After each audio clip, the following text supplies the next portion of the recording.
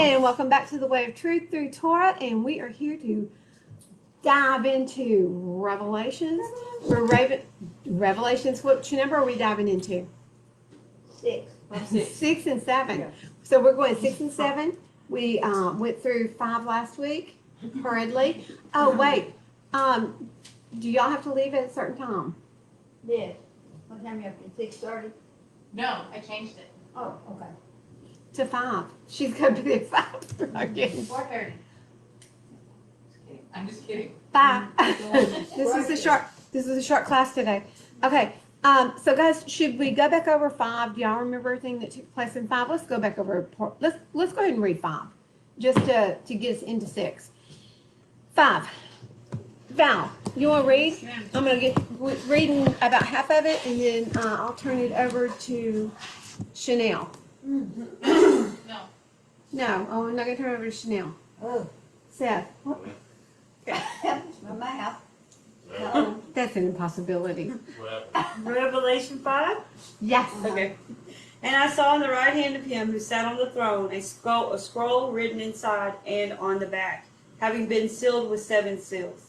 And I saw a strong messenger proclaiming with a loud voice, "Who is worthy to open the scroll and to loosen its seals?" And no one in the heaven or on the earth or under the earth was able to open the scroll or to look at it. And I wept much, because no one was found worthy to open and read the scroll or to look at it. And one of the elders said to me, "Do not weep. See, the Lion of the tribe of Yehudah, the root of David, overcame to open the scroll and to loosen its 7 seals." And I looked and saw in the midst of the throne and of the 4 living creatures and in the midst of the elders a lamb standing, as having been slain, having 7 horns and 7 eyes, which are the 7 spirits of Elohim, sent out into all the earth. And he came and took the scroll out of the right hand of him sitting on the throne. Keep going. You're doing such a good job. And when he took the scroll, the 4 living creatures and the 24 elders fell down before the Lamb, each holding a harp and golden bowls filled with incense, which are the prayers of the set-apart ones. And they sang a renewed song, saying, "You are worthy to take the scroll and to open its seals, because you were slain, and have redeemed us to Elohim by your blood out of every tribe and tongue and people and nation, and made us sovereigns and priests to our Elohim, and we shall reign upon the earth." And I looked and I heard the voice of many messengers around the throne, and the living creatures and the elders, and the number of them was myriads and thousands of thousands, saying with a loud voice, "Worthy is the Lamb, having been slain, to receive power and riches and wisdom and strength and respect and esteem and blessing." And every creature which is in the heaven and on the earth and under the earth, and such as are in the sea, and all that are in them, I heard saying, "To him sitting on the throne, and to the Lamb be the blessing, and the respect, and the esteem, and the might forever and ever." And the 4 living creatures said, "Amen." And the 24 elders fell down and bowed before him who lives forever and ever. Okay, that's a beautiful setup. Thank you. And now we're getting into the seals, the whoop whoop, that what he's going to open and disclose. Okay, in 6:1, and I saw when the Lamb opened one of the seals, and I heard one of our living creatures saying like a sound of thunder, "Come and see." And I looked and I saw a white horse, and he who sat on it holding a bow, and a crown was given to him, and he went out overcoming and to overcome. So, Bow is not a rod of iron. It's not a rod of iron. So, When Yahushua comes, he comes with a sword and a rod of iron. So what are you saying? this white horse ain't good. Yahushua. It's not Yahushua.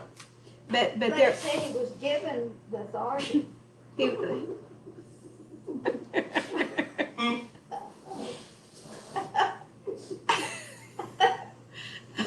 The cake, have y'all eaten the cake yet? It says a crown was given to him and he went out to overcome and overcome it.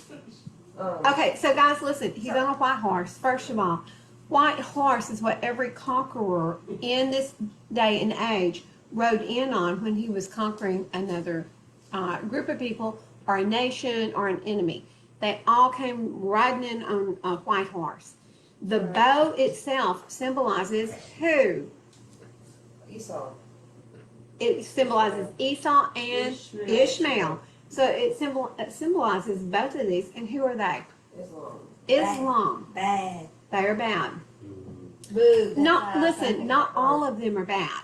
I mean, we say they're bad, but Well, but I mean, not they're not. all are bad But they're because not who we think they are. I mean, we're not. Never mind.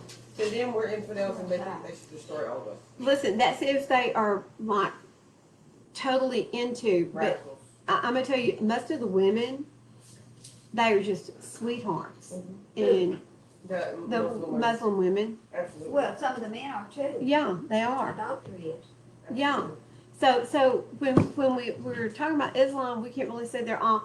And Ishmael is kin to because that is Abraham's firstborn son, and Esau. I'm sorry. Go ahead, Valerie. Okay, it says in 5, you are worthy to take the scroll and break its seal because you were slaughtered at the cost of blood you ransomed for God.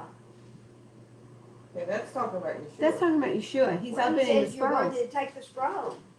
That's Okay, not, well, that's and he's not the who one- it's Oh, talking this about is in a seal. 6, though. I'm sorry. He's the one opening the scroll, but Here, this yeah. is the a first seal. seal that well, he's opening the seals. He's the only one found worthy to open the seals that's holding the Okay. scroll closed. So the first seal. So he said he looked and he saw a white horse, and he who was sitting on it holding a bow, and a crown was given to him. I have This a visual of this has already happened, according, and I'm going to quote the Assembly of the Called Out Believers. So we have already had the first seal event because listen to this. Okay, do y'all know who rode a white horse into Jerusalem? Muhammad. Muhammad. Listen. He rode a white horse into Jerusalem, and the horse's name was Barak. Yeah. And during Barack Obama's reign, the Arab Spring began. And of course, the bow is a sign of hunting, which is Ishmael, it's Esau, and the old Islamic empire that had received a deadly wound was healed during Barack Obama's reign because they were funded and then they went about conquering. The first seal has been opened. the seal of When- the Islamic flag is actually a half moon and a crown, Yep. which looks like a bow. Oh, it sure does. That is very, And very it gives him interesting. a crown to conquer right there. Yep, he had a crown and a bow. So, okay, so in 2010 to 2012, while Barack Obama was still there, the bow riders they conquered in 2 years rulers. These rulers were forced from power, okay? In 2 years, the bow riders or Islam conquered all of these powers. Tunisia, Egypt, Libya, Yemen, Bahrain, Syria, Algeria, Iraq, Jordan, Kuwait, Morocco, Sudan. It says Oman, but I don't think it is Oman. Minor protests were in Mauritania, Oman, Saudi Arabia, Djibouti, West Sahara, Palestinian territories, and it goes on. Now I want to read Psalms 83, 5 through 6. Huh? You've already got it. Yes, ma'am. You were I already was over there. there reading it. So, Psalms 83. Do you have notes on that? Okay. Psalms 83, and we're going to go 5 through 6, and really, I should go more than that. I just have the other ones about the Jerusalem being trodden underfoot in different places. When this Isaiah, takes, Zechariah. before the second seal is open, or when the second seal is open, the peace will be taken from the world. When that happens, tribulation starts at that point. The 3.5 years will begin at that point. When they're When the peace has been taken away from Jerusalem. from the world. From where, the world? From the world. I'm pretty sure it's the world. Let me read 83. I'm going to read the whole of 83. O Elohim, do not remain silent. Do not be speechless, and do not be still, O El, for look, your enemies make an uproar, and those hating you have lifted up their head. They craftily plot against your people and conspire against your treasured ones. That would be the hidden ones, guys. And it's like we were talking during lunch, that I'm pretty curious to see. 1,260 years from today carries us back to, I think, 720 something, somewhere around in there. I would be really curious to see if there's anyone out there who's teaching that 1,260 is also years that the woman has been hidden. I think Israel has been hidden for that length of time. Well, let's think about that. And we're starting to emerge. And I believe that it may have been 1,260 years from this period when Barak, what would that be, Val? 2010? 2010 less 1,260. 2010 less 360. 1,260. Just a minute. Okay, I'm going to continue to read while you are doing that. And they said, come and let us wipe them out as a nation, and let the name of Israel be remembered no more. For they have conspired together with one heart, and they have made a covenant against you. The tents of Edom and the Ishmaelites. This is Esau and Ishmael, Moab and Hagarites, Gebal and Ammon, Amalek, Philistia, with the inhabitants of Zor.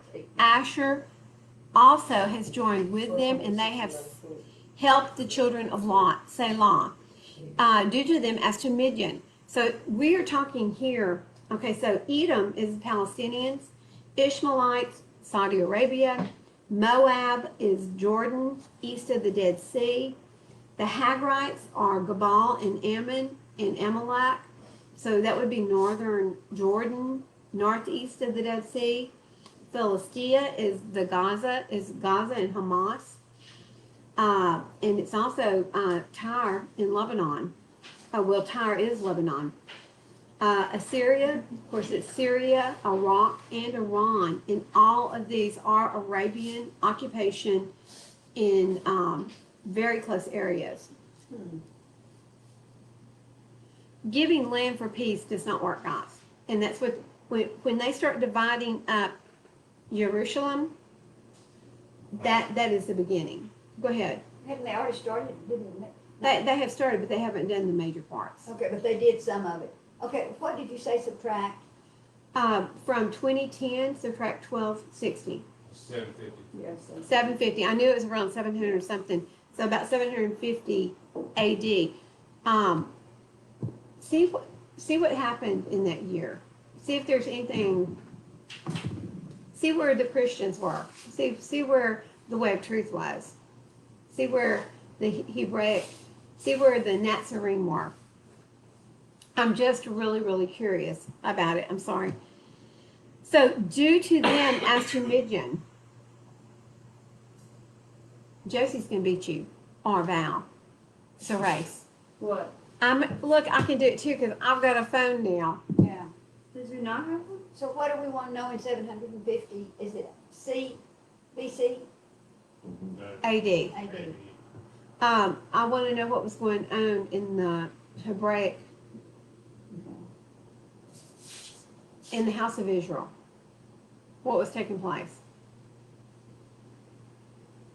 So, due to them as to Midian, as to Sisera, as to Jabin at the Wadi Kishon, who perished at Endor, who became as dung for the ground, make their nobles like Oreb and like Zeeb, all their princes like Zeba and Salmunna, who have said, let us take possession of the pastures of Elohim for ourselves. Oh, my Elohim, make them as whirling dust and stubble before the wind. As a fire consumes a forest, as a flame sets mountains on fire, so pursue them with your whirlwind. And the rest of it is just saying, Yah, get them. They're saying, sick them. June the 6th, the Battle of Ammunition Hill takes place in the northern part of Jordanian-controlled East Jerusalem. June the 7th, the old city is captured by the Israel defense.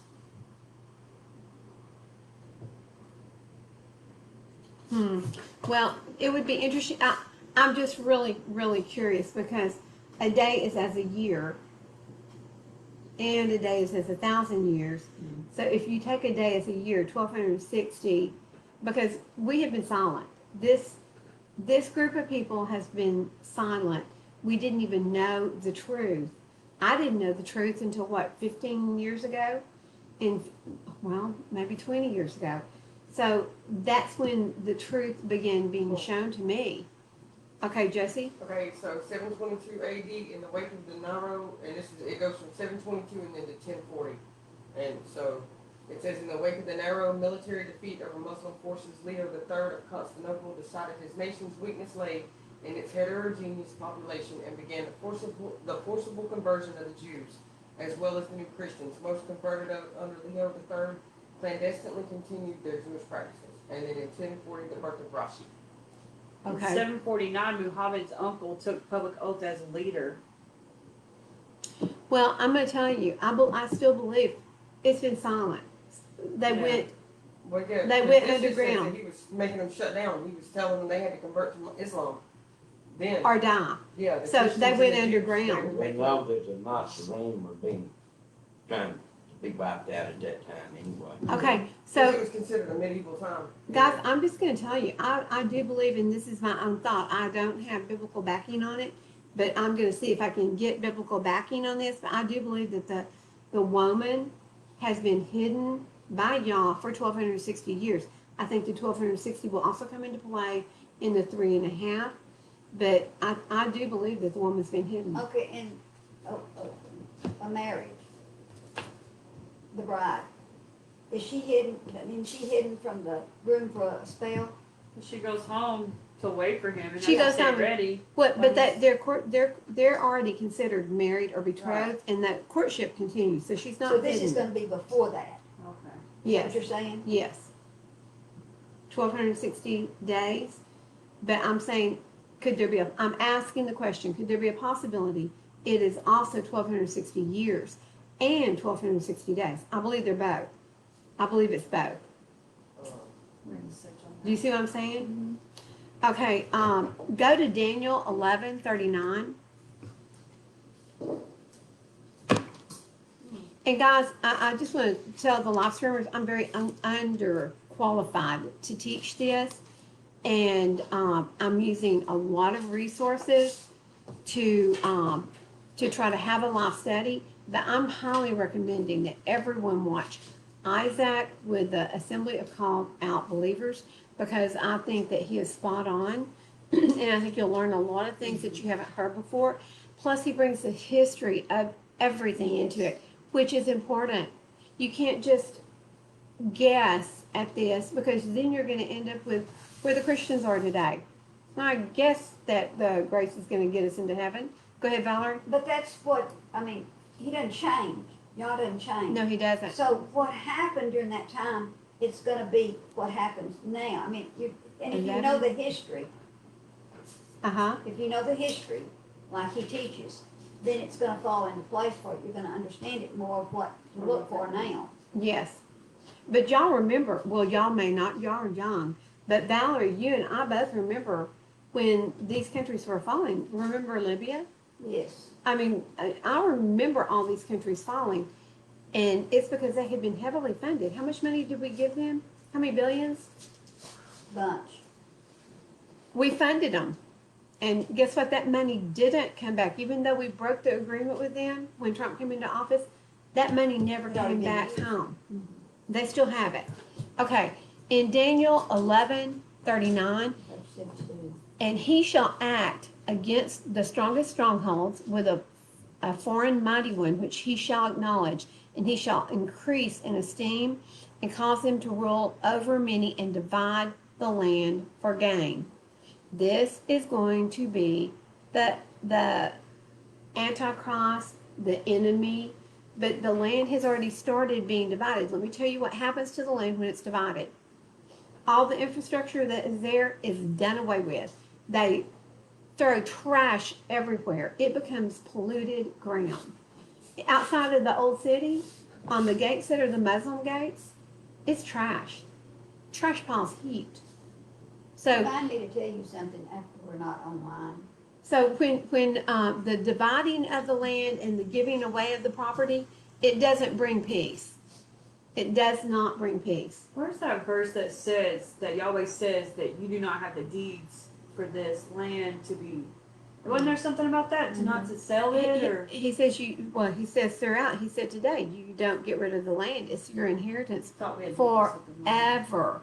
And there is wording. About the Yes. deed back in, I remember you was it bringing it up Abraham? one time. There's somebody that had the deed and Natalie went and got it. No, that was Yaakov, but it wasn't a deed to everything. It was Machpelah. Yeah. It was the cave of Machpelah and the land that was But it there. shows think that it may there have just are been- deeds even back then. Well, and that's what we discussed earlier. King David had two separate deeds to two separate threshing floors. We know that Abraham had a deed because he bought the land where he Yes. buried He paid it for. Sarah. So, guys, there are deeds all over the place of property, but the problem is everybody's siding with Palestine. And that's what's happening. Look at the Gang of Five. Oh, gosh. I don't even want to go I don't there. even wanna look at it. Okay, So they eat nothing, I don't know if she's. so he's going to do this for the Castle of Rock, the Temple Mount. They're going to put a strange god on it. Listen, on the Temple Mount, on the outside of that mosque, what it says is, let's see, what it says is God has no son. On the inside of the mosque, and I didn't know this until Isaac told us, is far be it from his glory that God should have a son. This is up on the Temple Mount where they built the mosque. So there are deceivers, and this is part of it. Go to Zechariah 14:2. But I believe that he is right. I do believe that we are in the first. I believe we've seen the first. And this was back some time ago. What'd you say? Zechariah 14:2.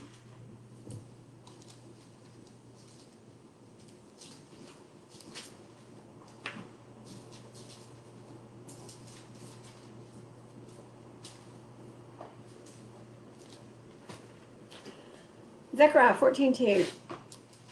And it is on page 643.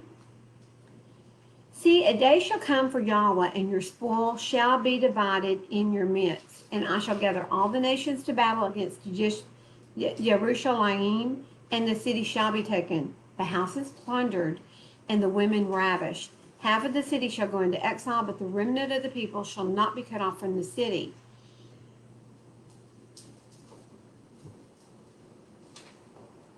Sorry, I had an itch. And Yahweh shall go forth, and he shall fight against those nations as he fights in the day of battle.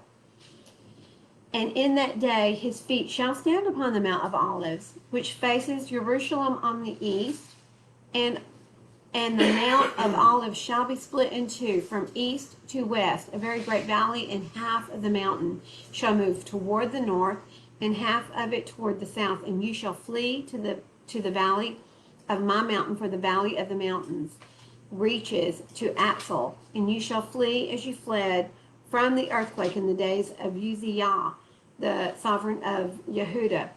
And Yahweh my Elohim shall come, and all the set apart ones with you. And in that day there is no light, and it is dark.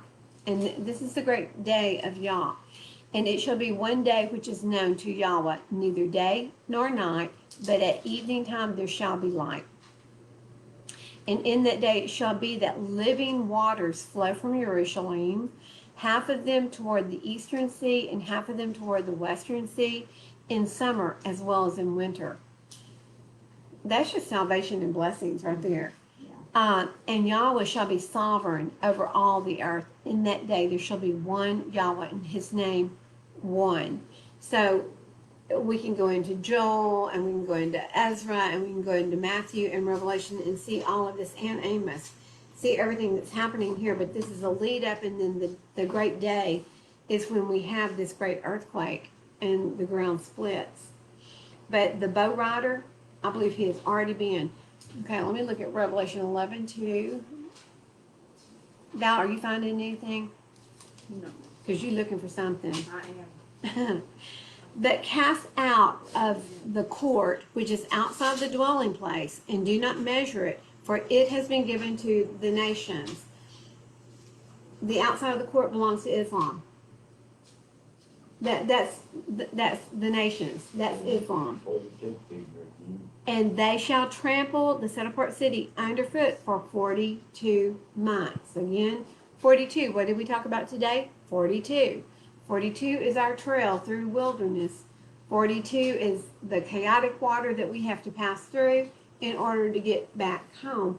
And here we have 42 months of turbulent, chaotic water. And see, that's why I said everything is cyclical and it repeats. So we've got 42 places in the wilderness over 40 years. We've got 42 months. We've got 1,260 days. I believe we've got 1,260 years that need to be looked at. I may be wrong. I may be really, really wrong. But we're going to look at it.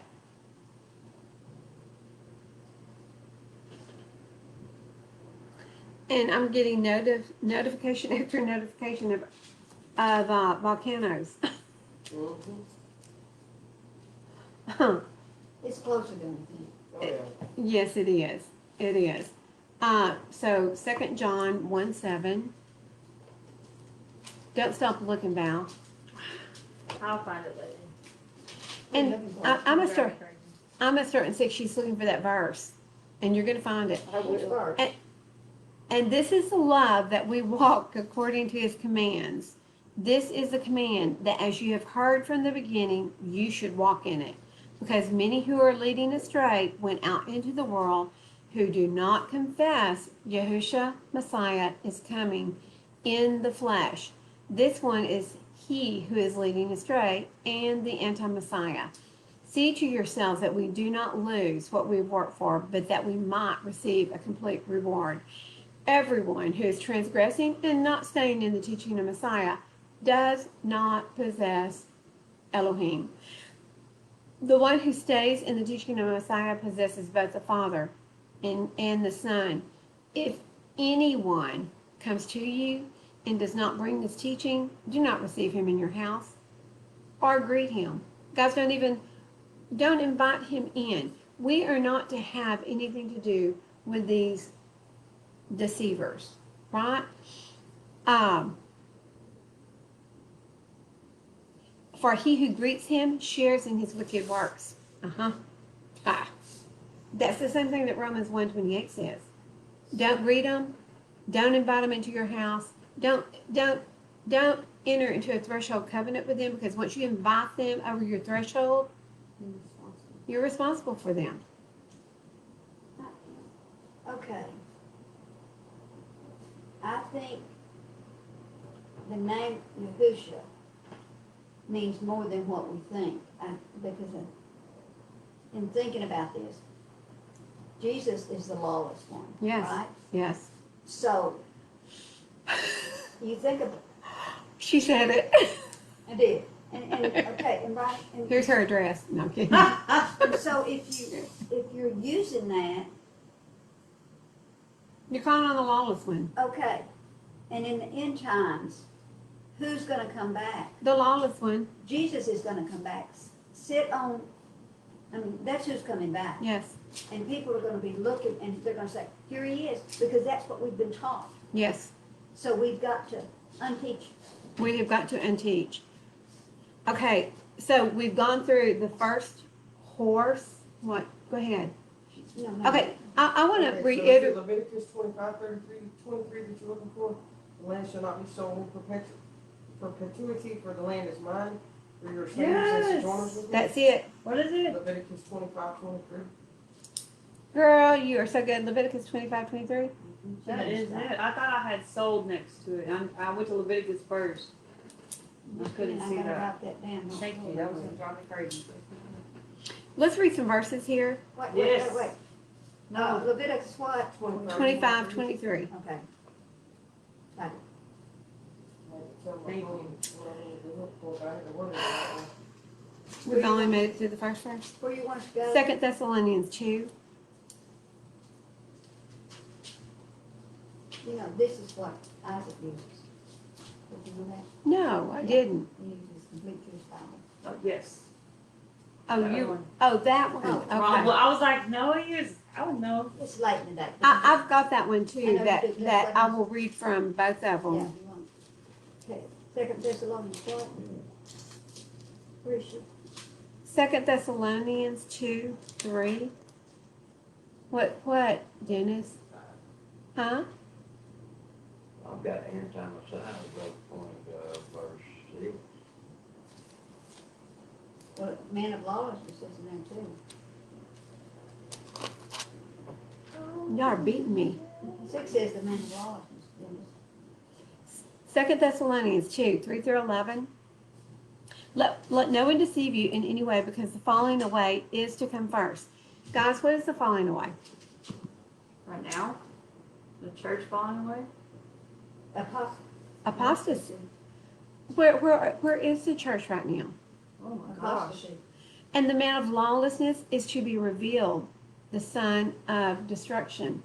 So the apostate church that is not doing Laodicea. It's the church of Laodicea. It's a church that is cold. They're neither hot or cold. They're lukewarm. He wants to spit them out of their mouth because their works are nothingness. They're not doing anything. Their works are, they don't have any works. They have nothing to show. They're entertainment. Grace. Come and let us entertain you with the man of lawlessness and the stories of grace, and let us tell you some jokes and let us sing. We can dance for you. It's all in emotions. It is all emotions. Okay, so it's to be revealed in the son of destruction, who opposes and exalts himself above all that is called Elohim, or that is worship, so that he sits as Elohim in the dwelling place of Elohim, showing himself that he is Elohim. See, that's- That's where men's at today, because a lot of the men and stuff in the world, they think they are above God now, or Yahweh now. Yeah, they do think they are above their God. and they're their own God. guys, They have become their own deities, they're their own idols. what Hasatan likes to do is he likes to imitate everything. We see that everywhere. So if he's going to imitate this, he's coming back from the sky. He will come back probably as Jesus, the one that they're waiting for. Because who's the one that did away with the law? They will tell you this. Who came and did away with the law? Jesus. So Jesus is the lawless one. And listen, friends, if we have any live streamers, well, we don't anymore. They hung up. Guys, if we have anybody live streaming, or if you're watching this video later, listen to me, please. We are not trying to be offensive, but the name Jesus, that was not his name. His mother would not have given him that name, because Jesus, first of all, there were no J's in the Hebrew language. Second of all, the name Jesus more or less stood for the son of Zeus. Okay? That was a Hellenistic name. A good Yehudi woman, which is what Mary was, would not have named her son that. Especially after what happened to the Maccabees in 200 to 300 BC. They would not. It was told to them in the Old Testament what they would call him, and it was never. It was Right. Peace. It was Yahusha. It was the salvation. His right arm of salvation is what he was called. If you go to Isaiah 53 and you look at Bible codes, it says right down the middle, my name is Yahusha. That's what it says. That's in Bible code. So that was put there when it was written. Okay. It wasn't added later.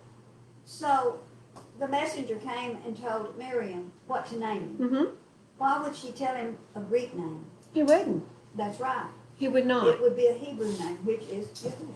Well, especially after what they did to the Maccabees. Exactly. I mean, they would not have. I mean, the whole Maccabean revolt and the war that took place there, That would not have, they would not have named them a Hellenistic name. No. So, We got that established. so we've got that established, yes, and so the anti-Messiah will come back probably more than likely as Jesus. That's And, who everybody's looking for. and people are gonna be very offended by that, and I'm very sorry about your luck, but that is a fact. Do you not remember that I told you this while I was still with you? And this is Yahusha saying this. And now you know, oh, no, excuse me, this is Shaul. And now you know what restrains for him to be revealed in his time. What's restraining? I've heard the Ruach HaKodesh is the restrainer. He's not. It's an anti-Messiah is who the restrainer is. It says, and now you know what restrains. Well, what did they just talk about? The anti-Messiah. It's the Antichrist that is restraining. For the secret of lawlessness is already at work, and it has been at work since 2,000 years ago. And that's what I never could understand, but now it makes sense. Yes. And only until he who now restrains comes out of the midst. And then the lawless one shall be revealed, whom the master shall consume with the spirit of his mouth. Come on, Yah. Yes. Come on, Yahusha. We're ready. Yeah. Do it. That sword of your mouth, just take him. Bring to naught with the manifestation of his coming. The coming of the lawless one is according to the working of Hasatan. The coming of the lawless one is of the working of Hasatan with all power and signs and wonders of falsehood, of lies, of deceit, and with all deceit of unrighteousness in those perishing, because they did not receive the love of the truth in order for them to be saved. Ooh. They do not want the truth. They don't want the truth, guys. Try to tell them there's a set of laws that will save you. I mean, it's not going to save you. Yahushua will save you. But you have to get to him through being obedient. Try to tell that to your friends. Y'all probably have. And you become a crazy person to them. And for this, But they'll take you to Romans where it says all you have to do is, Romans does not say that, and you know that. Mouth to believe in your heart. yeah, Mhm. but they're saying that's, but it's not. It says But- right here that's not it. And that is exactly what Romans says. But if you believe in your heart, you're going to trust him and do. Just like the whole chapter on belief. Every Yeah. single one of those belief men They did had an something. action. Exactly. They There did was works something. to be done. Okay, so they did not receive the love of the truth in order for them to be saved. And for this reason, Elohim sends them a working of delusion for them to believe the falsehood. And turn to Deuteronomy 28:20. Brother, I can't wait. Confusion. In Deuteronomy 28:20, Yahweh sends on you the curse. This is the curse, okay? The confusion and the rebuke in all that you set your hand to do until you are destroyed and until you perish quickly because of the evil in your doings by which you have forsaken me. And all of this is because of, jump back up to verse 15. And it shall be, if you do not obey the voice of Yahweh your Elohim to guard to do all his commands and his laws which I command you today, that all of these curses shall come upon you, and they will overtake you. They're going to run you over. And one of the worst ones is a curse of confusion. And so what does he say over here? He's giving you over to that delusion in order that all should be judged who did not believe the truth but have delighted in unrighteousness. They have delighted in doing everything that is not of Torah. The Guys, truth is Torah. the truth is I Torah. mean, The whole ugliness of what we're reading here is sad. They delighted to do in the unrighteousness, in the Torahlessness, in the untruth, in the lies, in the falsehood. Hey, okay. we're gonna do Revelation. All this is about Revelation. I'm getting us there. Ugly. I know. Okay, now we're going to go to Matthew 24:4. Ooh. Mm. That's a big one. Do. Sitting at my back door. Oh, I'm sorry. And that's on page 948. And Yahusha answering said to them, take heed that no one leads you astray, for many shall come in my name, saying, I am the Messiah, and they shall lead many astray. And you shall begin to hear of fightings and reports of fightings. See that you are not troubled, for these have to take place, but the end is not yet. For nation shall rise against nation, and reign against reign, and there shall be sacrifices of food, and deadly diseases, and earthquakes in place. And we're fixing to read about all these in the seals that are going to be opened. And all these are the beginning of the birth pains. And then they shall deliver you up to affliction, and they will kill you, and you shall be hated by all nations for my name's sake. And then many shall stumble, and they shall deliver up one another, and shall hate one another. And guys,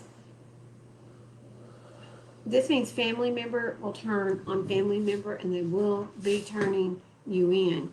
And this is what we have to look forward to. Look at John 5:43. Are you okay? That's how much hot air he has. Just kidding. 523? 5:43. You were close. I have come in my Father's name, and you do not receive me. If another comes in his own name, him you would receive. How are you able to believe when you are receiving esteem from one another, and the esteem that is from the only Elohim you do not seek? Guys, we have got to be on our toes. We've got to be ready and vigilant.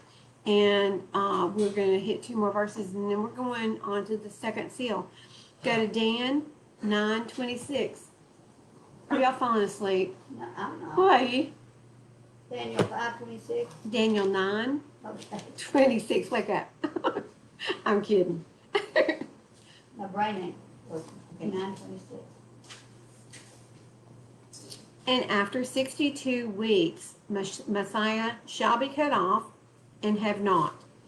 And the people of a coming prince shall destroy the city and the set apart place, and the end of it is with a flood.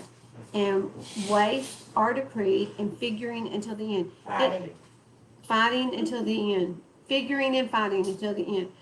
And he shall confirm a covenant with many for 1 week, and in the middle of the week he shall put an end to slaughtering and meal offerings. So guys, this means that the third temple, the fake temple, will be built. Which is where they're going to sit. And I mean, they've already started this.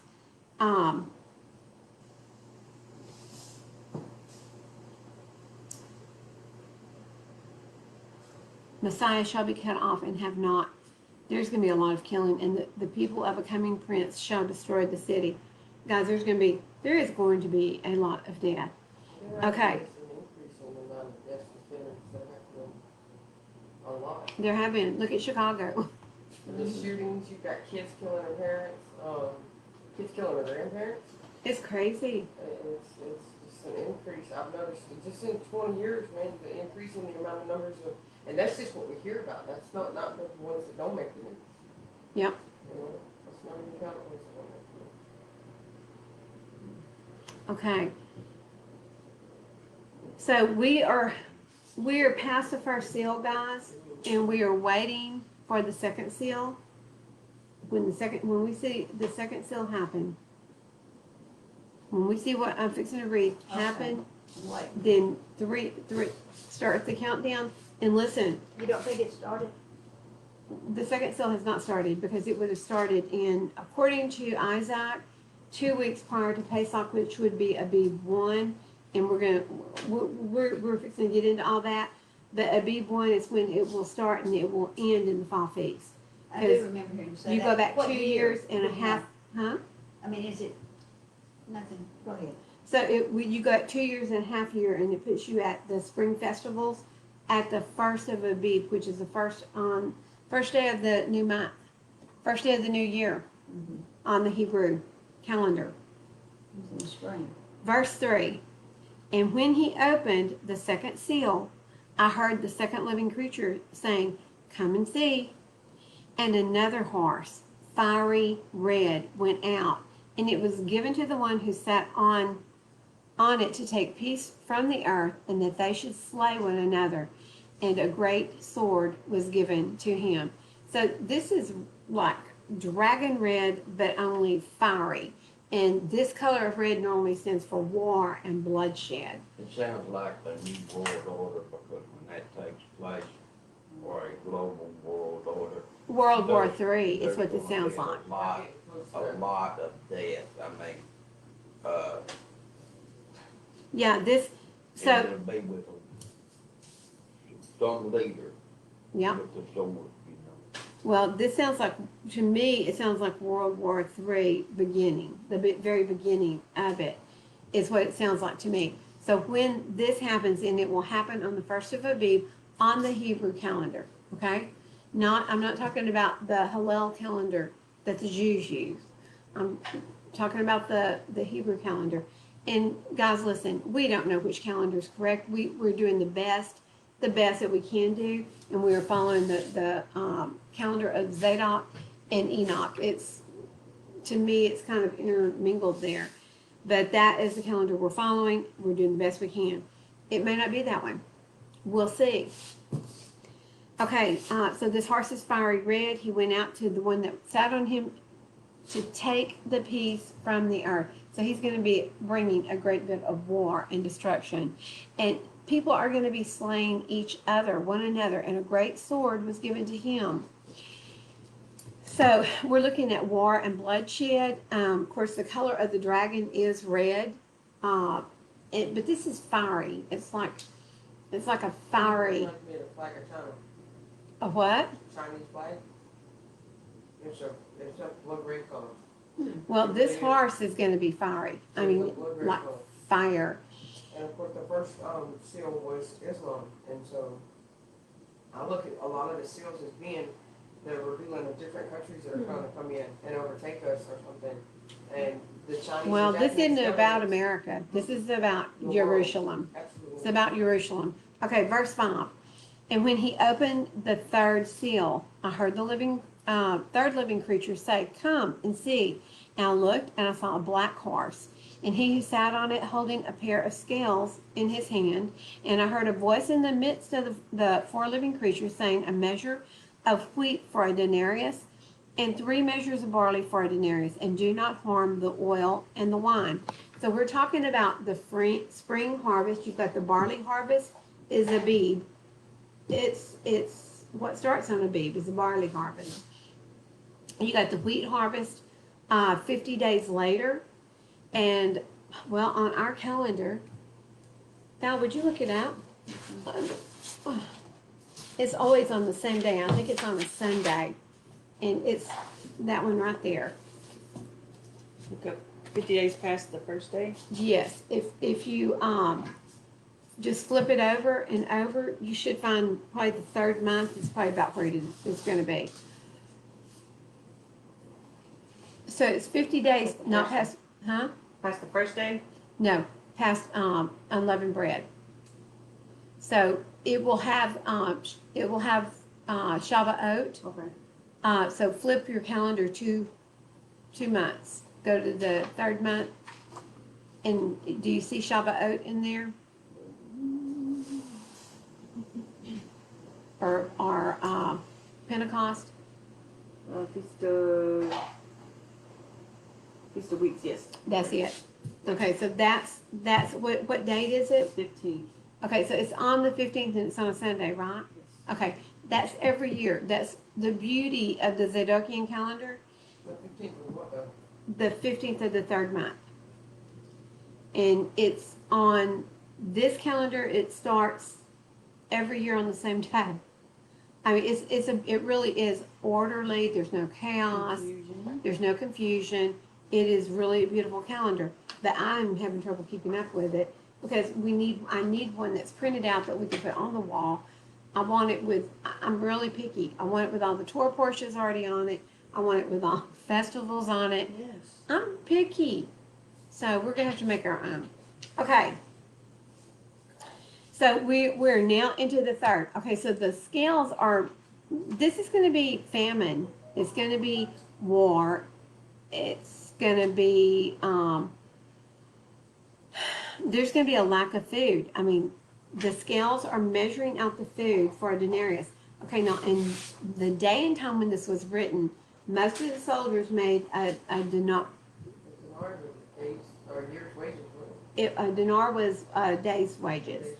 So in 30 days, you would have 30 dinar, say a dinar a day. So you could buy, according to this, a measure of wheat for a dinar. But there's such an abundance of barley at this time when this happens, the third seal, that the barley is more plentiful because you can buy 3 measures of barley for a denarius. So I'm thinking, and it looks like the wheat is what is going to be damaged. And do not harm the oil. Don't bother the olive trees. Don't bother the grapevines, because these are fall harvests. They won't be harvested until the fall. And when he opened, well, he's going on to the 4th seal. So what we're looking at here is war. What happens with war is famine. But guys, look globally at what is going on with the food. There's already a scarcity of food. So, In Africa, it already cost your day's wages for bread. okay, so what we've got being set up right now is famine and starvation. Were you able to figure, do you want a copy of that, don't you? Okay, we'll make a copy it's not completed, so we need to make a copy. Yeah, that's pretty cool. It is cool, isn't it? Yeah. So, It's so perfect and exact. Go ahead, what are Ron. you saying about this? It's already started? No, I'm saying we're setting up right now. It's being set up right now with the Right. global chaos that's going on from weather. Now, look what's going, okay, so look what's going on the west coast and up in the It's northwest. It's Yeah. not just dry, it's got a Yeah. heat. It's It's 100-degree temperature up there. But they have dry, I mean, they have rain. Well, they're in a drought. Yeah, They've right. been in a drought for years, but And we it's the got all worst. this rain here. But we're next on the list for the drought. It's moving across the U.S. So it's coming across, and so you're going to slowly see our weather turn to that. But right now, up on the northwest coast, they've got a heat wave at 100 degrees. They've never had 100. They don't have ACs in most of the places. My little grandson So just, that's what she was just Where saying. her mother lives. well, my grandson just moved. He's traveling there as we speak to live there, and he said the place that he's moving to has no AC. And I was trying to call before they left to say, get a window unit and take it with you because you're going to need it. But these, what are they called? Cosmetic solar, Basically, they're sunburned. yeah, their sunbursts are so strong and they're so hot. And it's why the sun is so hot right now. I haven't felt the sun like this, and I've spent a lot of time outside. But you're feeling heat like we haven't seen it before. Okay, so now we're getting into famine, and famine will come from war as well, guys. But if you've got war plus, and by this time, I don't know how, I think these seals are going to happen quickly. I do too. I really do. I don't think that these are going to be prolonged or delayed. I think they're going to happen very quick. Oh, yeah, I would love some. Thank you. Did you spit in it? No, People think it's gonna go slow, but not yet. That's because people are expecting it to take 7 years. Right. They're expecting a 7-year tribulation, so they're expecting it to take, Yeah. Well, and guys, one thing I really want you to look. And a lot of people don't even think that we've even begun in the book of Revelation. Like my younger sister, when I talk to her, she's like, oh, well, it hasn't started. We're not that close to the time God lied is. We're so close to it. It's not funny. They're being taught. It's coming on us like a Revelations. thief in the night. Exactly. But that's what y'all said would happen. And it is happening, and people are not ready. They're still marrying, partying, acting like the world's going to go on. And what we know, looking at the Hebrew calendar, is that we've been through 6,000 years, and we're at the end of the allotted time. Now, one thing that I don't know is, so when the end of this agricultural year rolls around, which will be the 7th month, the beginning of the 7th month, that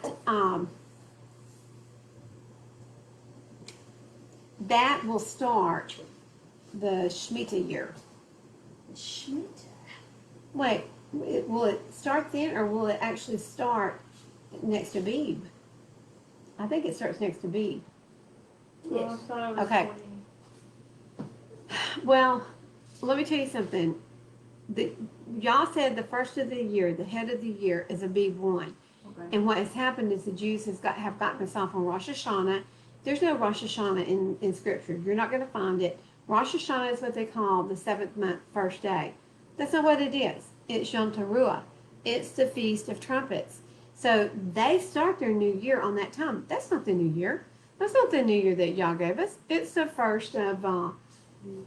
So I was telling Valerie, I said, hey, we're fixing to go into the Shemitah year. That doesn't start until next Abib. So we've got this coming fall harvest, and then next year starts the Shemitah year. Next year, if it's a Shemitah and if it's a Jubilee, it will be very significant. Because the Jubilee will always be on a Shemitah year. Always. It coincides exactly. If this is not the year of Jubilee on the Shemitah, then it will be 50 years later.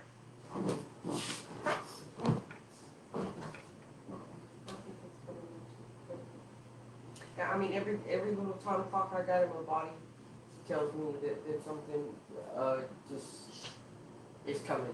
And it's, Guys, listen, on the clock of the world, 50 years is nothing. So maybe not. I don't know. And I'm not predicting years, and we're not predicting days or setting times. But what I'm saying is, according to most of the biblical scholars, they're saying that it has to start on the first of Abib for it to end in the fall festivals, and it has to start in a Shemitah year for it to be Jubilees. I do know that. You don't have a Jubilee year without it being a Shemitah. So, so there you go. And so we will just hide and watch, right? Okay. Now, are y'all ready for the fourth seal? Is that a yes? Yes. That I'm was a so ready. A whistle yes? That was a. And listen, guys, even a black horse, just to me, bodes of Scary. gloom and doom, and yes, it's just darkness.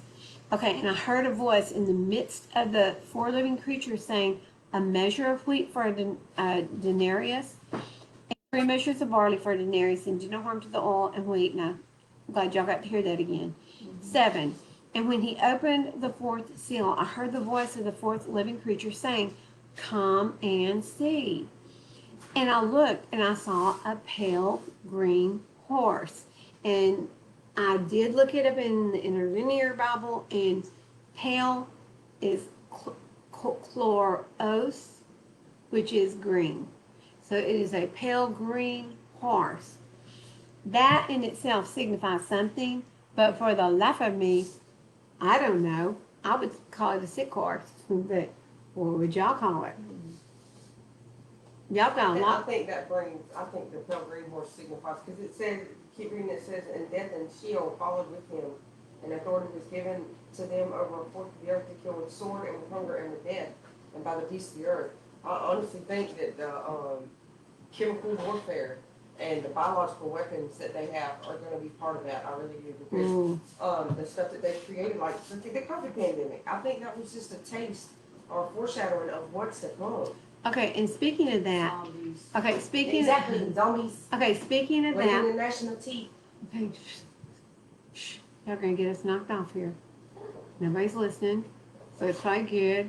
Okay, but guys, listen. I had a friend come in from Missouri yesterday, and he said that the Missouri hospitals are full up of COVID. There's a It's Delta Delta. variant. This Did you new hear one. something about the Alec Bennett, veterinarian that's been coming out there, the female, is applied COVID? The older one or the I younger? don't know, they said, well, our vet was a lady, Has she had the shot? I don't know, she said that she called in and said that she wasn't gonna be able to come because she had COVID. Well, this is that new one, Delta. Okay, so guys, listen. We're live. We're gonna keep going. Don't listen. Okay. And I looked, I saw a pale green horse, and he who sat on it had the name Death, and it's actually the shadow of death. And Sheol, which is the grave, followed with him, mouth wide open to receive the dead. I mean, think about that. The grave is right behind him, just gobbling up the people. Sheol is just like, come on, give me more, hungry. Sheol followed with him, and authority was given to them over a fourth of the earth to kill with the sword, and with hunger, and with death. And listen, this death is actually plague, to kill with plague, to kill. You're going to kill with the sword, that's war. With hunger, that's famine. With plague, that's pestilence. And by the beast of the earth. So by this point, the beasts are starting to turn on us and eat us. Poochie Poochie has got a whole new meaning, right? Well, that's what it says, by the beast of the earth. There's a book about that. That's all. Zombie dogs? That's called The Zoo. Okay, so pale green represents immaturity, and it also causes people to become placid, lazy, slow, moody, depressed, and lethargic. Pale green does? Look like the color? Really? That is very interesting. Okay, so 1/4 of the world will disappear. They will go into Sheol, into the grave, with this seal that's being opened. So that's a lot there. Death, famine, plagues, and beasts. Verse 9, and when he opened the fifth seal, I saw under the slaughter place the beings of those who had been, having been slain for the word of Elohim and for the witness which they held. So guys, y'all know who these are. They're the martyrs. They're the martyrs. They're the ones who have been willing to stand up and be slaughtered, have their head chopped off, have their, be cut in half. Isaiah was sawn in half in Jerusalem, in the city of the harlot. Okay, so the martyrs are crying. Let's see. And they cried with a loud voice, saying, "How long, O Master, set apart and true, until you judge and avenge our blood on those who dwell on the earth?" And there was given to each one a white robe. And they were told that they should rest a little while longer, until both the number of their fellow servants and their brothers who would be killed as they were was completed. And guys, this verse reminded me so much of Romans 11. I just want to look over there. It just reminds me of Romans 11 when Shaul is telling us that there is a certain number that Yah is waiting for. 11:25. For I do not wish you to be ignorant of this secret, brothers, lest you should be wise in your own estimation, that hardening in part has come over Israel until the completeness of the nations has come in. That means the complete number of the Gentiles have come in. That would mean Gentiles, the Gentiles would be the house of Israel who is waking up and coming home. Come on home, brothers and sisters, right? And the way they're going to do that is watching you and learning truth. And it is spreading like wildfire, guys. It is, now is everyone who's following and going, "Oh wow, I'm being awakened," are all of them being Torah observant? You don't feel like the number in Revelation he's talking about has got to do with 144,000? No, I don't. I think it has everything to do with the number of the Gentiles. The four horsemen, the colors in the four horsemen, that's the color of the Pan-Arab flag. The what? Pan-Arab flag. Black, green, Black, red. green, red, and white. Oh wow, that's interesting. What flag is that? The Pan-Arab, it was a flag of their revolt, and it's also known as the flag of the Hajj. Okay. So they were given a white robe. They're crying out for judgment, for avenging on their blood. Yes, ma'am. Okay, I was just flipping through and Trump and Truth, he's in Montana, and it showed he's spreading the Torah word. I mean, Wow. it's really, it's a few, but that's what he's doing. I mean, he's taking it to different places, and he was, Isn't that interesting? Yeah. So listen, he's using all of these little bitty, he used to be a great big ministry, but he's using all these little ministries to spread the word. And look That's how many, awesome. listen, we used to have 400 people watching our channel. Look how many have shut us off. Well, all of them right now, no. Here's someone from Uganda. Hi, Modern Rogers. well, it's not lining up with what we believe. It's not lining up with what they want to believe. It's not tickling their ears. They don't want to hear that there's something they have to do. We are pretty darn lazy, I tell you. Okay, so how long, listen, it's called cognitive dissidence, cognitive dissonance, I think it's what it's called. When you are forced to give up or asked to give up your belief system that you've grown up knowing to be true and accurate, and suddenly you're hit with something that is very factual, that tells you no ifs, ands, or buts, that's not true.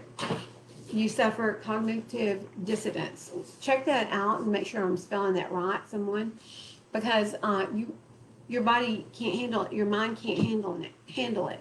It doesn't want to handle it. It doesn't want to go, oh wow, I grew up with a lie. Ha ha ha ha. It's time for me to change. You can't just do that. There are very few people who can do that. Dissonance, section. Cognitive dissonance, Dissonance. incidence, Dissonance. dissonance. What it? I can't even say it. Dissonance. What? Dissonance. Spell it. Dissonance. Okay, listen. No wonder I've never been able to pronounce it properly. Okay. I just needed someone to spell it for me. Okay. So, but that's what, listen, that's what people who want to believe the replacement theology, it is hard for them to understand that there's two houses and both houses are Israel, and that the Gentiles aren't part of that. They don't understand that. They can read Jeremiah 31:31 and they still believe it's talking to me. It's a new covenant and it's with us. Well, read Jeremiah 31:31 because it doesn't have anything to do with the here and now. That's millennial talk, That's right. buddy boy, and it has nothing to do with you because you're a Gentile, I love it. right? Yes. And the Gentiles, he's not making a covenant with you. He's making a covenant with the house of Yehuda and the house of Israel. That's all. He came back yet, but only for the house of Israel. In 15:24 of Matthew, he tells us that. So, okay. So he gave each one of them a white robe of purity, and they were told that they should rest a little while longer until both the number of their fellow servants and their brothers who would be killed as they were was completed. And I looked when he opened the sixth seal and saw a great earthquake come to be, and the sun became black as sackcloth of hair. And so honestly, I didn't know sackcloth was black. I thought it was white. Sackcloth is black. Did y'all know that? No. So it became black as sackcloth of hair, and the moon became as blood, and the stars of the heaven fell to the earth, as a fig tree drops its unripe figs, being shaken by a strong wind. And heaven departed like a scroll being rolled up, and every mountain and island was moved out of its place. Guys, listen, you've got the sun black, the moon red, and the stars gone. First of all, what are the stars? Angels. Angels. They are messengers, they're angels. If you had Betelgeuse, they tell us that Betelgeuse is like, I don't know, way bigger than our sun. If it fell to the earth, we wouldn't be here. Forget any other planets hitting us or stars hitting us. We'd just be evaporated. But the angels are going to be falling to the earth. Isn't that interesting? You think that's when they're coming for the wheat and the tares? Oh, ooh, it could be. But once all that happens, we have no more signs in the heavens. The signs are gone. The whole sky has been rolled up like a scroll. So all the signs are gone. They're done. No more signs. Here's your sign. It came, it went, and you missed it.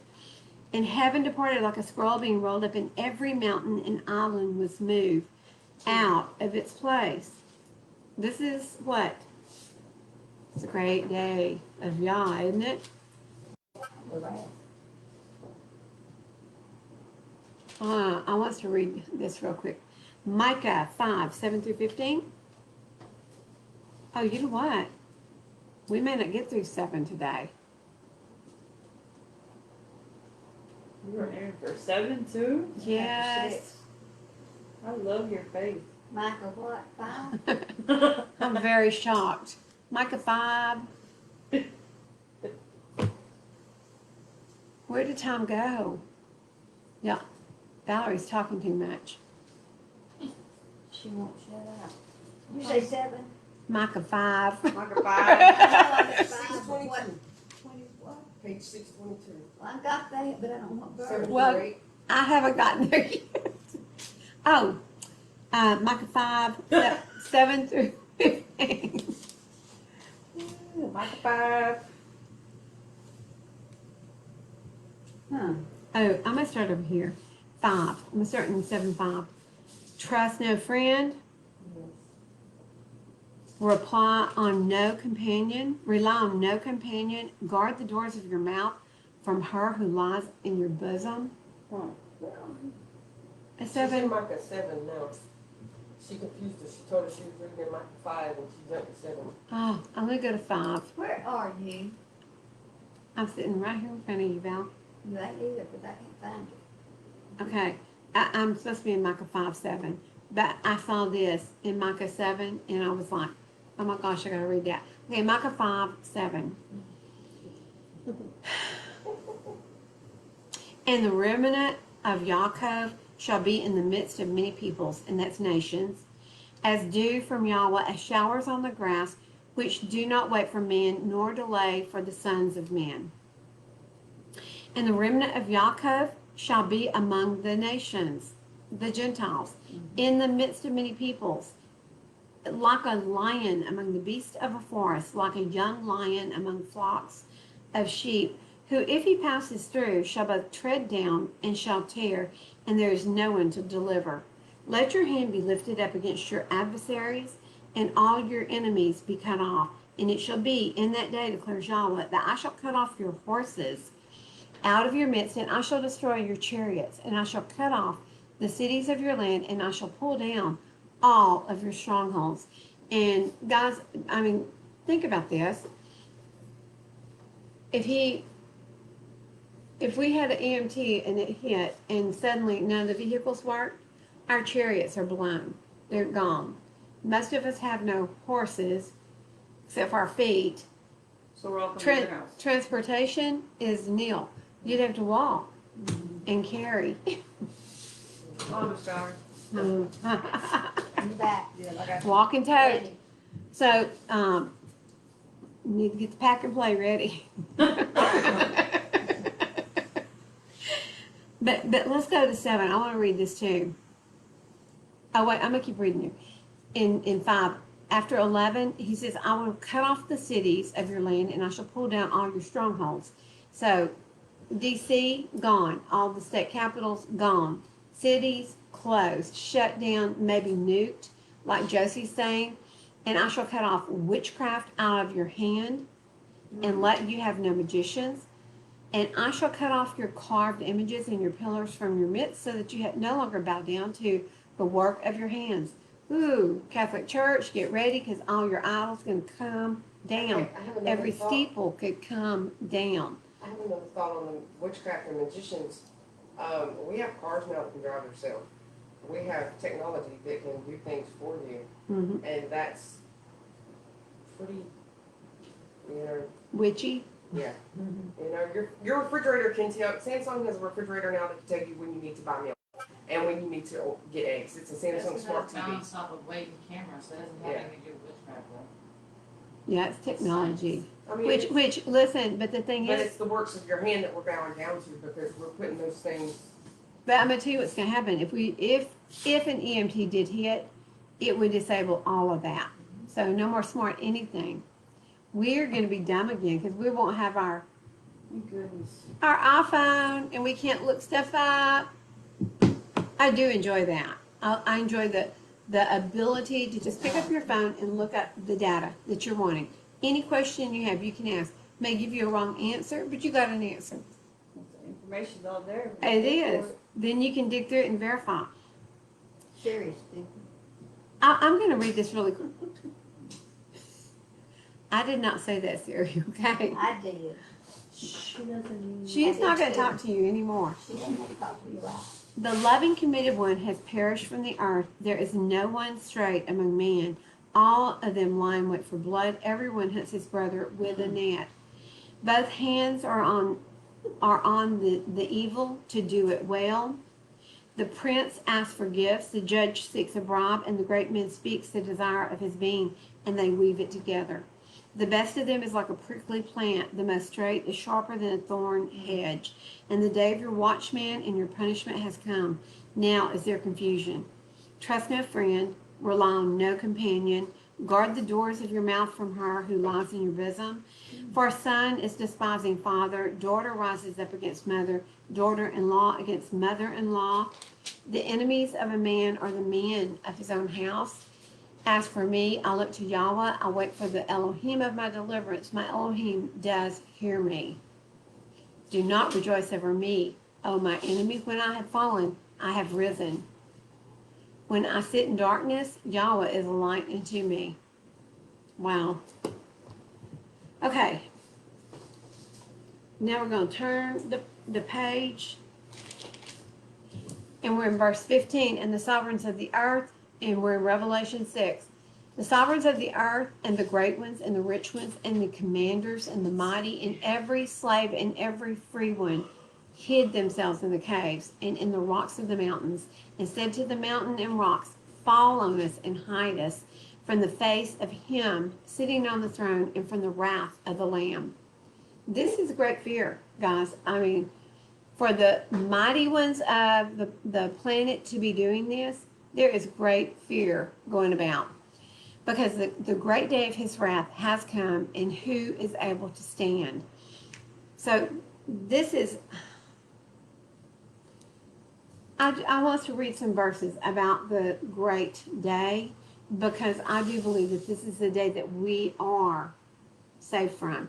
And between the sixth seal and the seventh seal in chapter 7, is where Yah halts, he pretty much halts everything. He says, hold on, I've got to seal my 144,000. And so the sealing takes place in 7. Look at Zephaniah 1.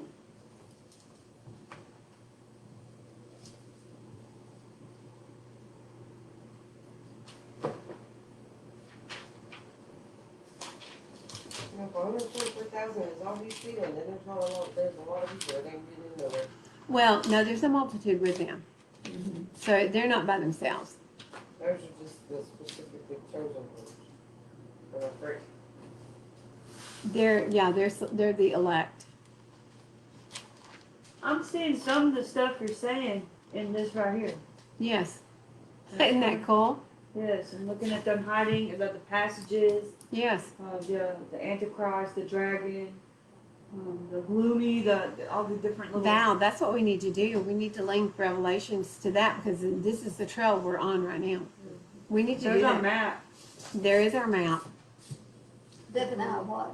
Zephaniah 1:14. On page 630. You're on it. Yeah, I'm still trying to get used to the fact that Psalms and Proverbs are way further back in the book. Yeah, I know. Near is the great day of Yahweh.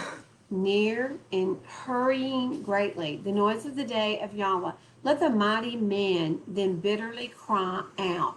That day is a day of wrath, a day of distress and trouble, a day of waste and ruin, a day of darkness and gloominess, a day of clouds and thick darkness, a day of shofar and sounding against the walled cities and against the corner towers. Guys, listen to what this just said.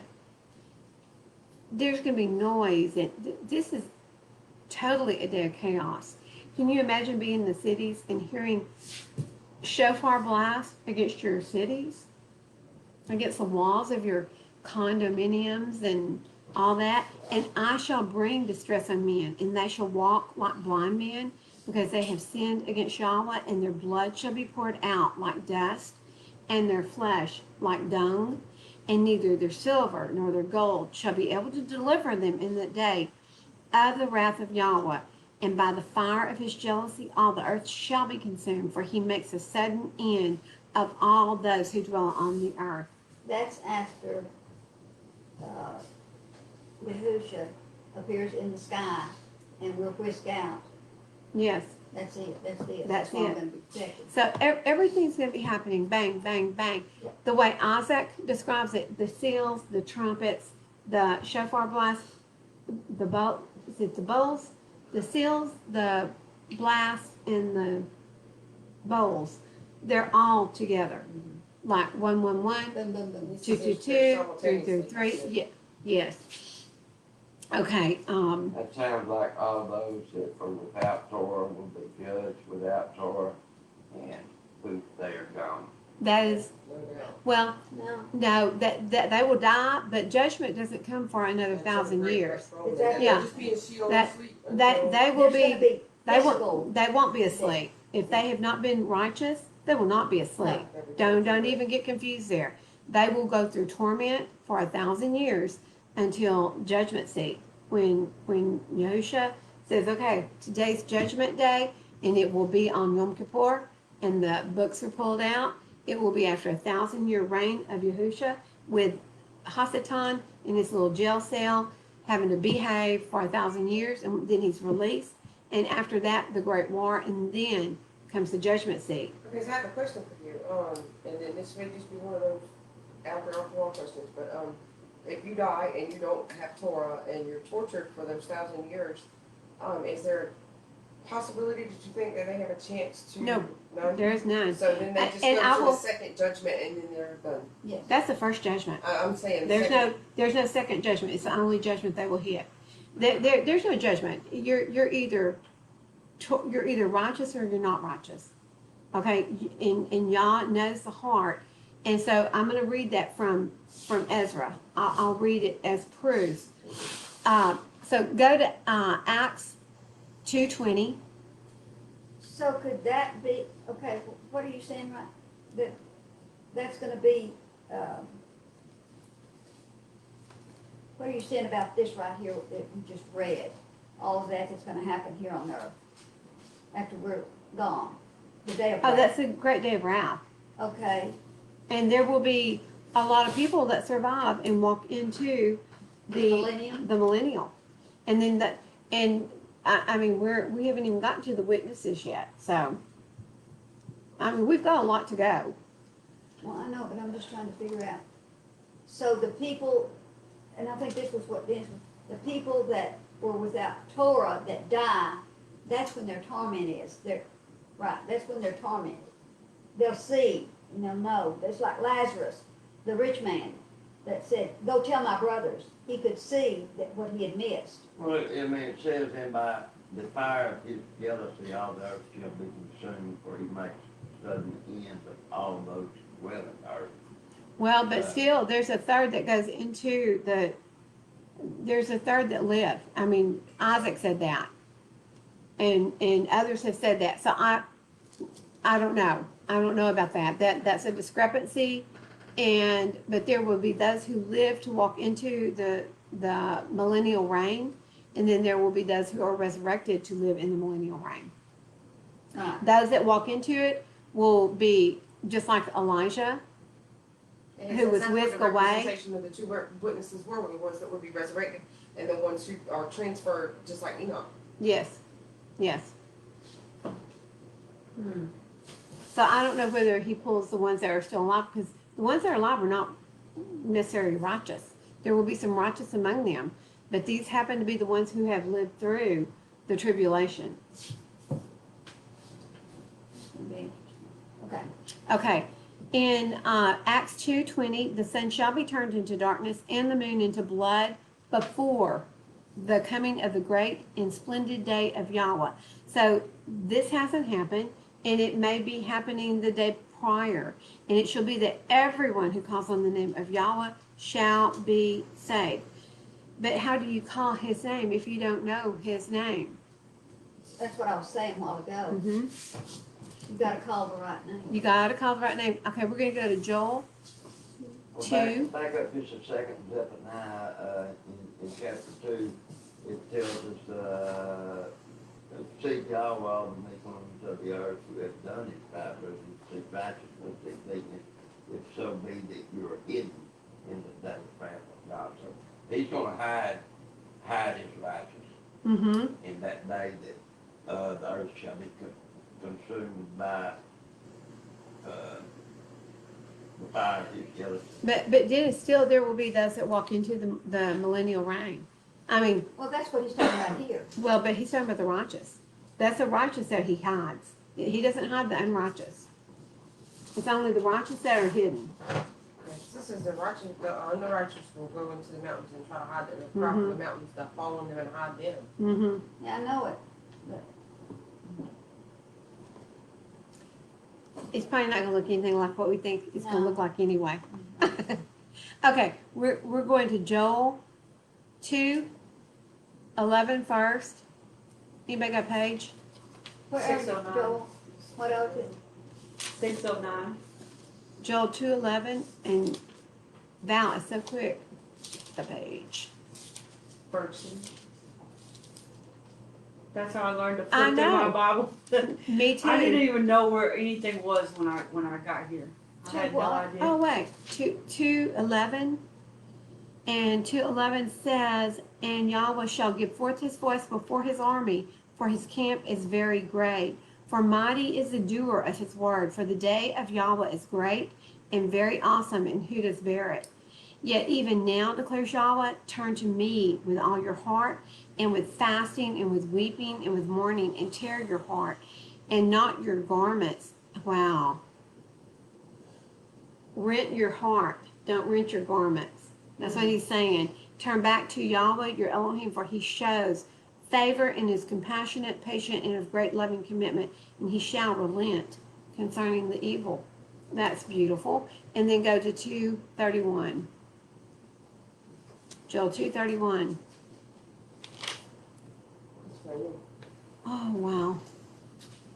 "And I shall give signs in the heavens," I'm starting at 30, "and upon the earth, blood and fire and columns of smoke. The sun is turned into darkness, and the moon into blood before the coming of the great and awesome day of Yahweh. And it shall be that everyone who calls on the name of Yahweh shall be delivered. For on Mount Zion and in Jerusalem there shall be an escape, as Yahweh has said, and among the survivors whom Yahweh calls." Now this says that there will be survivors among those that Yahweh calls. So I don't know if they're righteous, but he's called them and they're answering.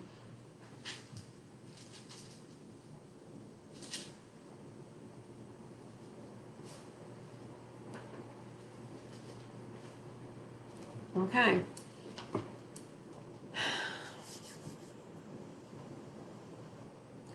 Y'all want to go ahead and read part 7? Hmm, Uh-uh. I think my brain can take you more. So. Okay, I'm going to read Ezra real quick. Okay.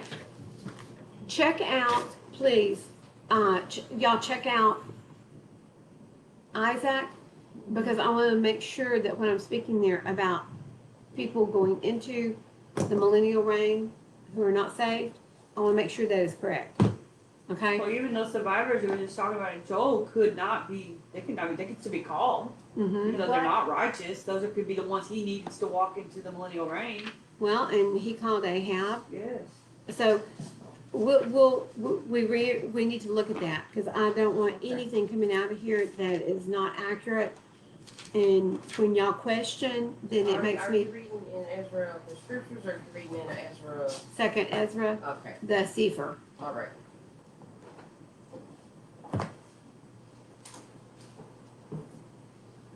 Okay, are you ready? Okay, and for you guys that are online, we are reading out of the Sefer, and I'm in the second book of Ezra, also known as fourth Ezra. And I'm going to start in this, in verse 6, it talks about how narrow the passageway is into the kingdom. It's like a one-man trail. One person can travel. It says right here, it says, What chapter? I'm so sorry. 7, Okay. and I'm reading verse 6, and I'm not really going to read this. I just want to say,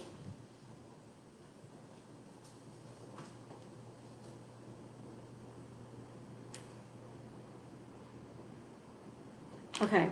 The entrance thereof is narrow and is set in a dangerous place to fall, like as if there were a fire on the right side and on the left side deep water. And there is but one path between them, even between the fire and the water, so small that there could but one man go there at one time. So what we know is the way to hell, or the way to death, is wide, it's broad, right? There's going to be a multitude going that way. Those who are going down this path, it's going to be a lonely path. Very few are going to make it down this path. Okay, now I'm flipping over to chapter 7, verse 17.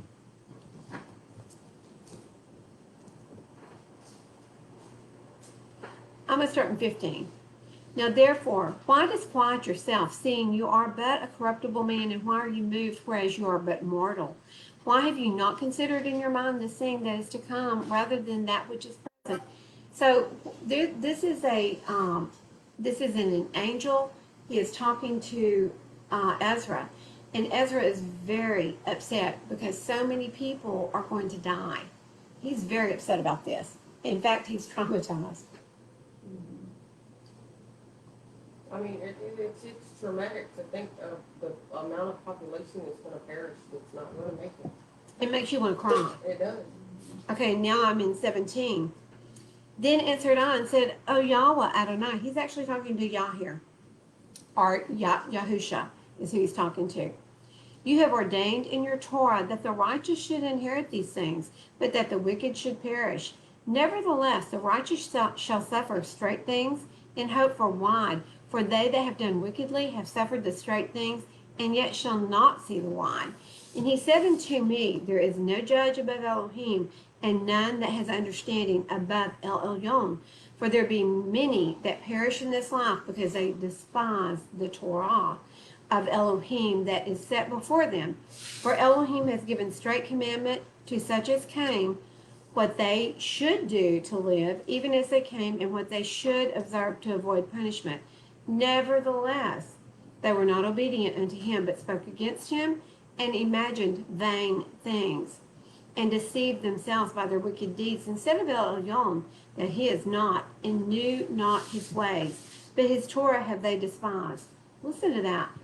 His laws, his right rulings, his commandments, they have despised, and denied his covenants and his statutes, that they have not been faithful and have not performed his works. And therefore, Ezra, for the empty are empty things, and for the full are full things. And we're going to go on over here because I want to show you exactly what does happen. Okay, in verse 78 of the same chapter, concerning death, the teaching is, when the decisive decree has gone forth from El Elyon that a man shall die. This brought me great comfort because my mother did take her own life. Yah had to allow this. He had to say, okay, I'm going to let this happen. Otherwise, he would have stopped it. Okay? So he decrees when a man can die or not die. That a man shall die as a rock leaves the body to return again to him who gave it. First of all, it adores the glory of El Elyon. So the first thing we do when we die is we see Yah in his fullness and his glory and his beauty. That's the good, the bad, and the ugly, guys. Everyone sees him. It's going to be beautiful. It adores the glory. And if it is one of those who have shown scorn and have not guarded the way of El Elyon, and who have despised his Torah, and who have hated those who fear Elohim, such Ruach shall not enter into habitations, but shall immediately wander about in torments, ever grieving and sad in 7 ways. The first way, because they have scorned the Torah of El Elyon. The second, because they cannot now make a good repentance that they may live. There's no turning back. While you're alive, you have the opportunity to do what is right. Once you're dead, there's no second chance. You don't get a second chance. It is too late.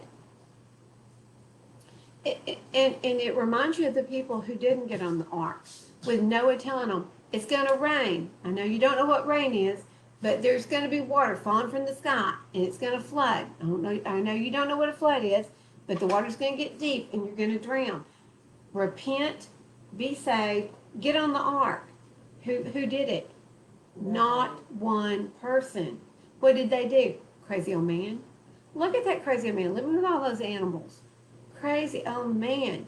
What they say about us? Crazy old woman with all those animals. No, I'm kidding. But so this reminds you so much of that. By the time the door was shut, those foolish virgins couldn't get on the ark. It's the same thing here. By the time that door is shut, by the time death hits, you can't go back. So guys, it is important to make the decision today. Today needs to be the day that we choose to follow him with all our hearts, minds, and souls, and we don't turn back. If you turn back, you basically, it would be better that you never knew the truth than you know it and then turn back. Okay. But when they see him, they're gonna see the Torah. They're Oh, gonna realize that. wow. They're gonna Wow. realize That is a picture right there. They're gonna see the Torah and they're gonna go, Mm. I They're mean, that's gonna what it's go. saying. Yeah, but that's what it's saying. Biting, gnashing of teeth. So the second way, because they cannot now make a good repentance that they may live. The third way, they shall see the reward laid up for those who have trusted the covenants of Elohim. So they're like, oh my goodness, look what those people who have been obedient and Those they've crazy trusted people. him, ones that have believed in his word and have done his word, look what they're going to get. Look what is for them. And the fourth way, they shall consider the torment laid up for themselves in the last days. By the fifth way, they shall see how the habitations of the others are guarded by angels in profound quiet. So if you're among the righteous, you're escorted into a habitation, is what it calls it. A little habitation that is guarded by an angel, and you get to sleep. No one's going to disturb you. There's no alarm clocks. There's no dog that's going to run in there and jump up on your bed. You are just going to have the most peaceful sleep. And 1,000 years is a day. So will it feel like you've been there 1,000 years? No. I think it will. He'll come back for everyone, and you'll be like, oh, I just went to sleep. I'm not ready. But Oh wait, those- he's back. I'm ready. Those are gonna live in torment. Yeah. That's what it says. So the fifth way, they shall see how the habitation of the others are guarded by the angels in profound quiet. The sixth way, they shall see how some of them will pass over into torments. And the seventh way, which is worse than all the ways that have been mentioned, because they shall utterly waste away in confusion and be consumed with shame and shall wither with fear at seeing the glory of Elohim, before whom they sinned while they were alive and before whom they are to be judged in the last times. So judgment has not yet come, and it won't come until the end of the 1,000-year millennial. Because that says that they'll see how others will pass over into torments. And then it says that they will wither Well, away they'll usually. see how they will. They will. They will. pass Sixth way, over. they shall see how some of them shall pass over into torments. But if they're not asleep, they're just going to be, Torments from water in confusion. yeah, they're going to see how others are passing over into torments, knowing, okay, so we're going to get to a place in just a little bit where you see what happens to the good, but you get 7 days. Let me see if I passed it. You'll have 7 days to just wander about. Listen, guys, those who have gone before us, they're still there for 7 days. They get to see their funeral. They get to see the reactions of the loved ones. They're there. I know they're there. Okay. I did too. Mm-hmm. I had 3 times. Okay.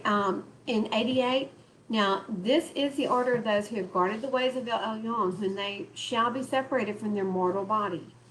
During the time that they lived in it, they laboriously served Elohim and withstood danger every hour, that they might guard the Torah of the Torah giver perfectly.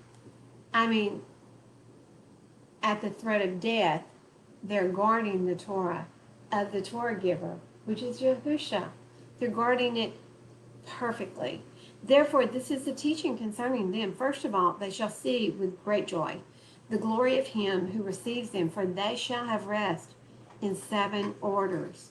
The first order, because they have striven with great effort to overcome the evil thought which was formed with them, that it might not lead them astray from life into death. The second order, because they see the perplexity in which the souls of the wicked wander and the punishment that awaits them. And that's sad. Because we all know people that this will. Listen, we think we know people. We don't really know people. Yah knows their heart. So I think we're going to be really surprised when we get there and some of the people who at the very last minute repented, they're going to be there. They're going to be there. Okay, the third order, they see the witness which he who formed them bears concerning them. So who formed us? Yahusha, along with the Abba Yah. They formed us together, that while they were alive, they guarded the Torah which was given them in trust.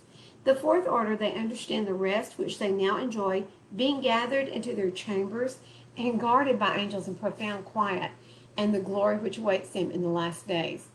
And that would be after judgment. The fifth order, they rejoice that they have now escaped what is corruptible and shall inherit what is to come.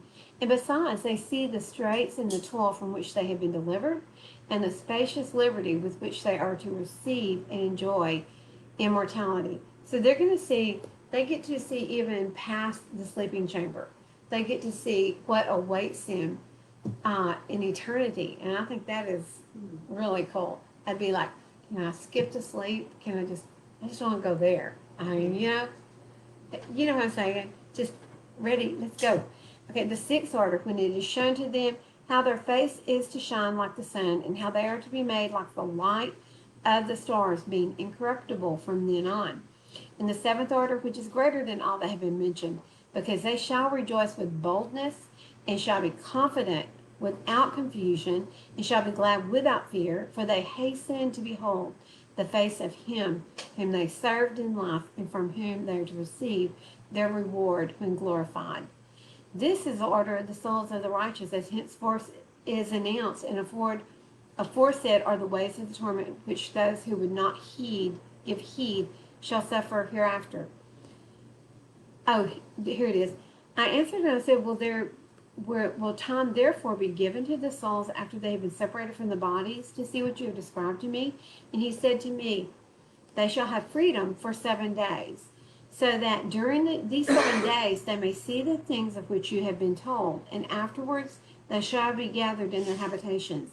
And I answered and said, if I have found favor in your sight, show further to me your servant, whether on the day of judgment the righteous will be able to intercede for the wicked. And basically what he says is no. That Can't fix it for 'em. you can't fix it. That's kind of cool that it says that the face will shine like the sun, just like Moshe did when he was up there and him and Yeshua were He riding was the lamb. glorified. He was in his glorification. He saw that, and that's, Yes. we're gonna go to sleep with Like that. Moshe. Yeah, that's what. Yes. That's so cool. So I wonder what he saw while he was up there on that mountain. He saw Did he everything. get a glimpse of that too? He saw the Holy of Well, it Holies. is the Torah. The Torah is the future. Yes. Like what he saw, it was the Torah, Exactly. and that's what we're gonna see. The Torah being lived out. That's what eternity is. That's what he's gonna be. So When our we see face him. is gonna be shining like the sun too. What? He's gonna Is be this the- not beautiful though? So beautiful. I'm So- so glad to go. I'm supposed to read it. So make sure that you get the full one, because there are some that are partial. This one has got the 144 verses. Yeah, mine doesn't. Yours does too, doesn't it? I'm not sure. Look right now, because you're in 7. It's 144 verses in 7. How many does it have? 140. Oh, you've got the full You got one. it. I was wrong. It's 140. Okay. I'm sorry. Ours Yeah. don't, because it stops at what, about 9:70? Valerie stops at about 70. 79. 79? Yeah. Mine goes as far as yours because it's the newer ones. And the one that Tim has doesn't have the full one. But guys, listen, we have so much to look forward to. Next week, we go into the 7th. We get to see the 144,000 that are sealed. But guys, I want everybody to hear this.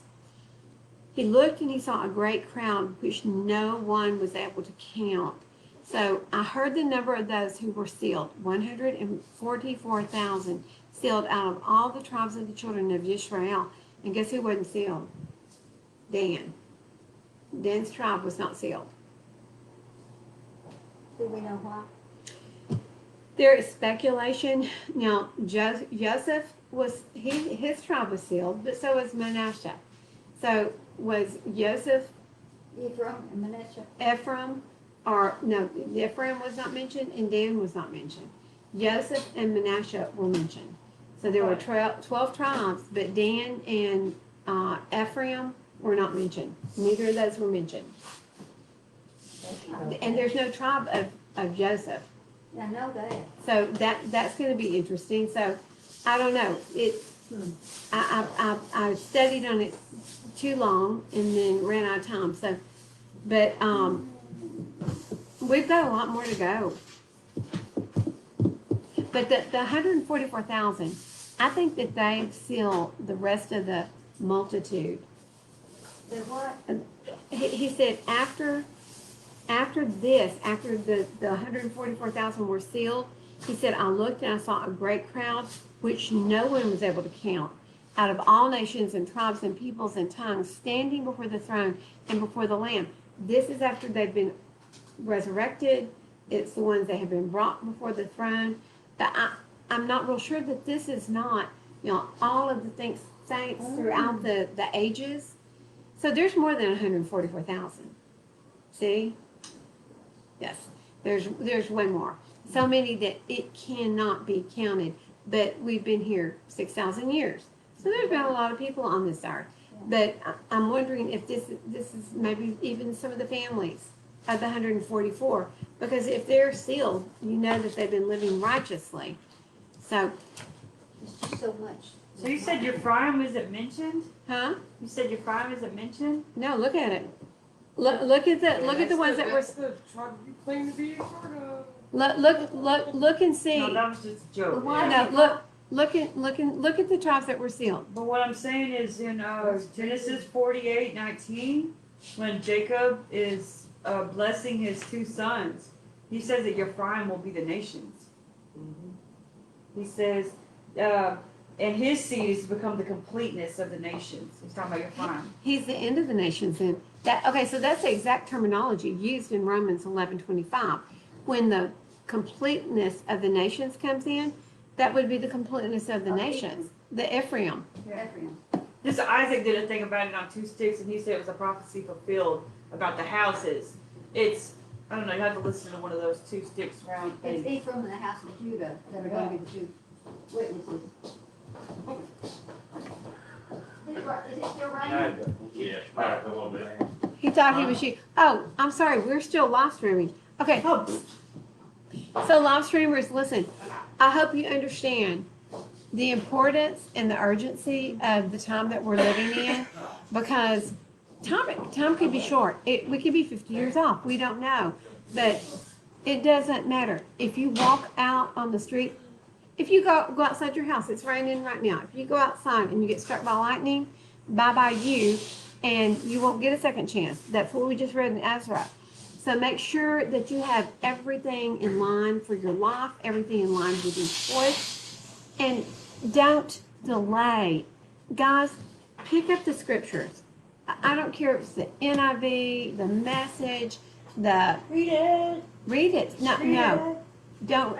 I like that song, though. Study it. You have got to study and seek His Word. If you will study and seek His Word, He will reveal so much to you. But if you choose to just sit on the pew and let someone else tell you what the Word says, then you'll get exactly what they want you to get. And that's very lacking. So it's your choice. And that's what Moshe said. I set before you today life and death. Choose life. And he encourages you. Choose life and live life abundantly. So we pray that you choose life. They're shutting everything down on me. They just shut the air off. Can't breathe. They don't care. They're leaving. They're leaving me. What time is it?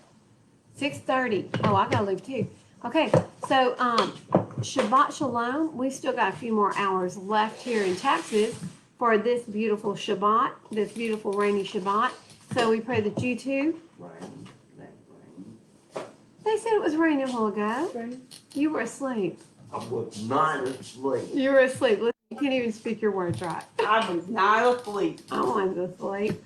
So, hello. God bless you, Modern Rogers.